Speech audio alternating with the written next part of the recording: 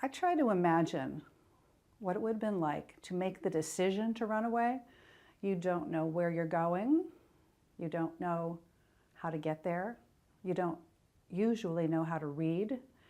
So you must have truly desired to find freedom, to take the risks that it would have taken to enter a totally unknown part of the country.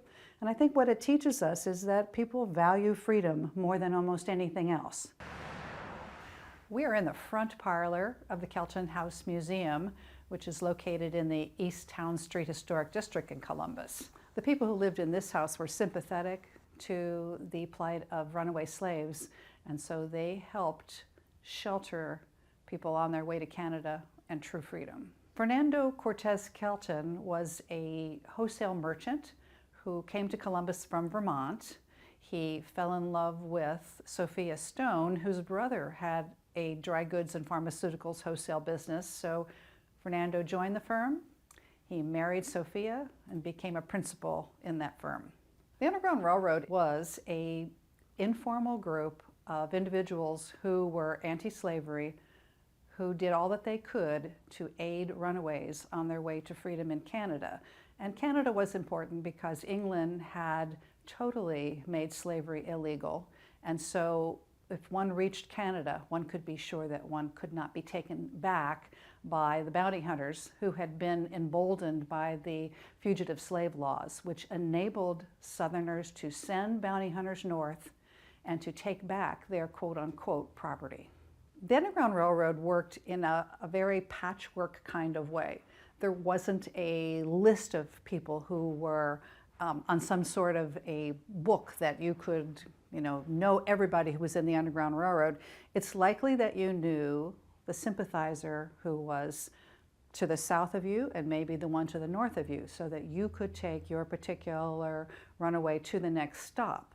That being said, there were also anti-slavery societies. There were individuals who got together and really plotted to end slavery. And so those people spoke to each other more freely, but those who were worried about being fined or being imprisoned for their roles did not speak about it a lot, and probably just knew a few other people who were involved in the movement. The Keltons were sympathetic. Fernando had come from Vermont and Sophia from Massachusetts, and in that part of the country there was much more sympathy to runaways, and so they brought with them a family feeling against slavery. Oscar was Fernando and Sophia's oldest son. He was 18 when the war broke out, and he repeatedly asked his parents' permission to join, but at first they said no, they didn't want to lose their only son. He finally wore them down, and he did join the 95th. They fought principally in Tennessee and Mississippi. The 95th had very poor results at first. They were not well trained, but they went on to serve very proudly, and he ended up dying at the Battle of Bryce's Crossroads near Guntown, Mississippi in 1864. Fernando wanted to bring his body back to Columbus for burial. That was really important to them, and so Fernando went in a wagon down to Mississippi, dug up his son's body, brought him back to Columbus, and buried him at Green Lawn Cemetery. Unfortunately, Fernando had an accident on that trip, and he fell out of the wagon, suffered a concussion, and from that day forward, he had dizzy spells.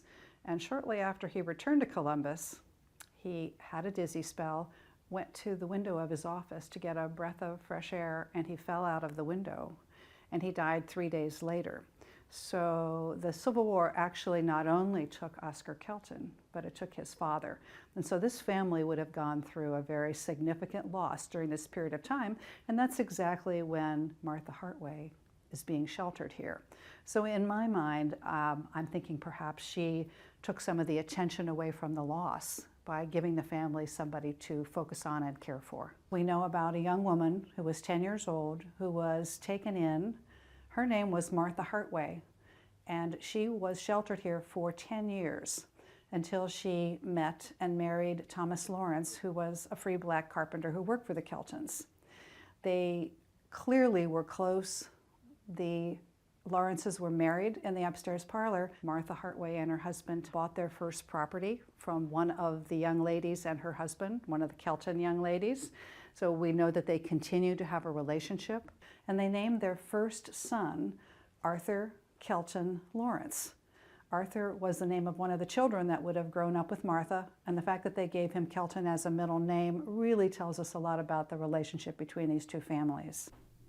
We're in a space that would have originally been part of the museum's, this house's basement. Probably it was a root cellar. And we decided that that would make a really good place to create a replica of the kinds of places that fugitive slaves hid. We know that most abolitionists did not have dedicated trapdoors, and they didn't have rooms built into their house to hide fugitive slaves. So runaways hid in barns and basements and attics and all kinds of places that were just regular parts of houses. And certainly a basement would have been appropriate.